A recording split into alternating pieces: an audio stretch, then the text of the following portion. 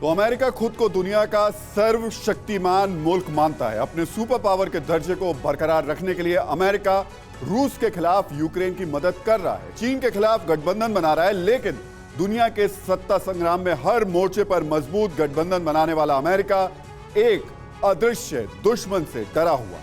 अमेरिकी कांग्रेस में अमेरिकी रक्षा विभाग के अधिकारियों ने इस अदृश्य दुश्मन को लेकर बाकायदा प्रेजेंटेशन दिया।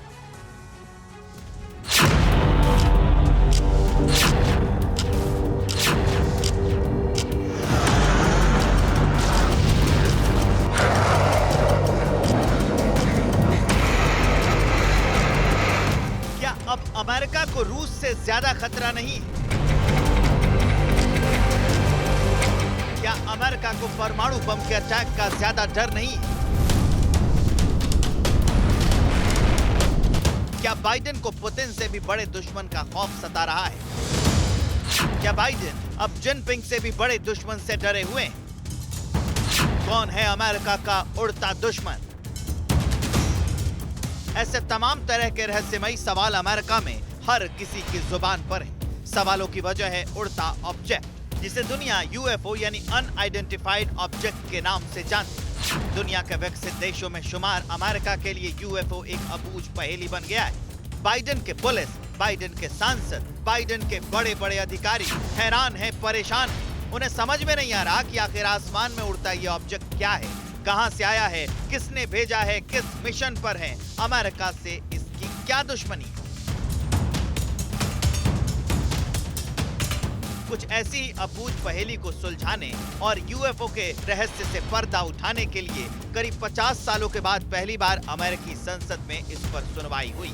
पेंटागन में नेवल इंटेलिजेंस के आला अफसरों के साथ मंथन हुआ। अमेरिका में यूएफओ पर सुनवाई करवाने वाली सदस्यीय समिति के अध्यक्ष इंडियाना से डेमोक्रेटिक पार्टी के सांसद ने तो यहाँ तक कह दिया कि अज्ञात हवाई वस्तुएं राष्ट्रीय सुरक्षा के लिहाज से खतरा हो सकती हैं और इसी को ध्यान में रखते हुए फैसला लेना चाहिए। अमेरिकी नेवल इंटेलिजेंस के डेप्यूटी निदेशक स्कॉट पे और दूसरे टॉप अधिकारियों ने संसद की एक समिति को यूएफओ को लेकर बाकायदा जानकारी बताया कि साल 2000 के शुरुआती दशक से ही यूएफओ के देखने में इजाफा हुआ है। ज्यादातर मिलिट्री ट्रेनिंग इलाकों में यूएफओ को देखे जाने की रिपोर्ट आई है। अधिकारियों ने पैनल को भी बताया कि यूएफओ के साथ करीब 400 एनकाउंटर की रिपोर्ट भी सामने आई है। हालांकि अमेरिकी सेना के पास यूएफओ के होने या न होने का सबूत नहीं है, ना ये जानकारी है कि आखिर आसमान में उड़ती चीज कहां से आई।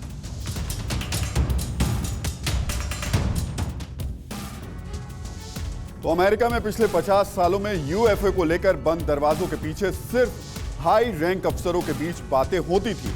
इससे पहले 1960 के आसपास अमेरिका में औपचारिक तौर पर यूएफओ को लेकर चर्चा हुई थी, लेकिन आज पहली बार लाइव आम लोगों के बीच यूएफओ को लेकर सुनवाई हुई। हम आपको बताते हैं कि इस सुनवाई में अमेरिकी house of representative intelligence sub committee के सामने अमेरिका के दो टॉप डिफेंस इंटेलिजेंस अधिकारियों रोनाल्ड मोल्ट्री और स्कॉट ब्रे ने क्या क्या कहा। सुनवाई के दौरान अधिकारियों ने अलग अलग वीडियो दिखाए। ये वीडियो यूएफओ दिखाने से जो दिखे थे उनसे जुड़े हुए थे। एक वीडियो में छोटा ट्रायंगल शेप ऑब्जेक्ट दिखा। दावा किया गया कि यह आसमान में दिखा था। अमेरिकी अधिकारियों का दावा था कि इस ट्रायंगल शेप ऑब्जेक्ट को नाइट विजन चश्मे से देखा गया। प्रेजेंटेशन के दौरान दिखाए गए दूसरे वीडियो में गोलाकार ऑब्जेक्ट दिखाया गया। दावा किया गया कि नौसेना के अधिकारियों ने इस ऑब्जेक्ट की तस्वीरें दी हैं। दावा यह भी किया गया कि एक साल में यूएफओ से जुड़ी 266 रिपोर्ट सामने आई हैं।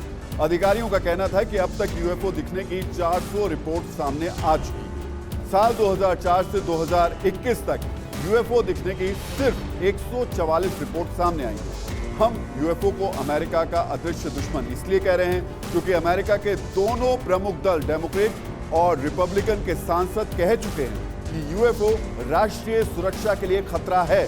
इसी डर के कारण कांग्रेस की कमेटी ने इस पर चर्चा की। परवाह देश की, सोमवार से शुक्रवार रात 10 बजे TV9 भारतवर्ष पर।